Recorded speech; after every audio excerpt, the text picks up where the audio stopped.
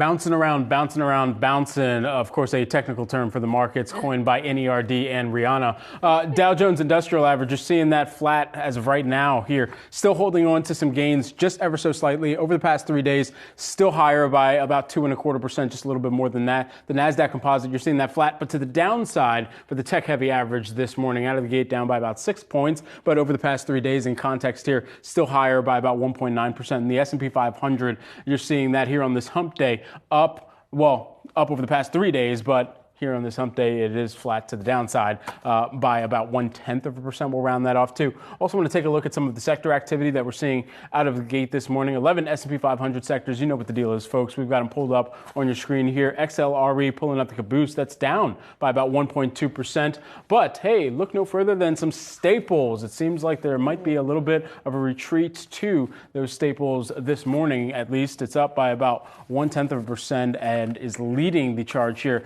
among the S&P 500 11 sectors, but more laggards than gainers. Overall, the index is lower. Taking a look at some of the tech moves that we're seeing out of the gate here and focusing in on some of the mega cap tech names, Microsoft, Alphabet, both of those lower here to start off the day. Alphabet down by a little bit more than 1%. Apple holding on to slight gains. That is up by about 0.1%.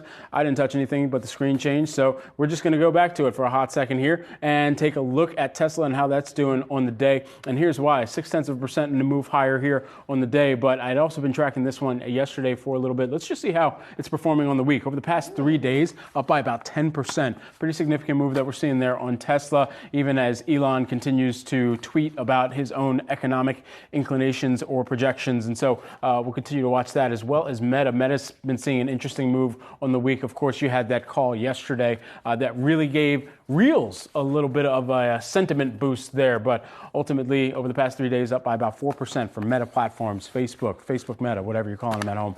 Call them up this week. Whatever we're calling it now, exactly. It looks like KeyBank also turning bullish on Meta shares this morning, and so that doesn't hurt matters. Seems like a lot of people are there's some positive chatter.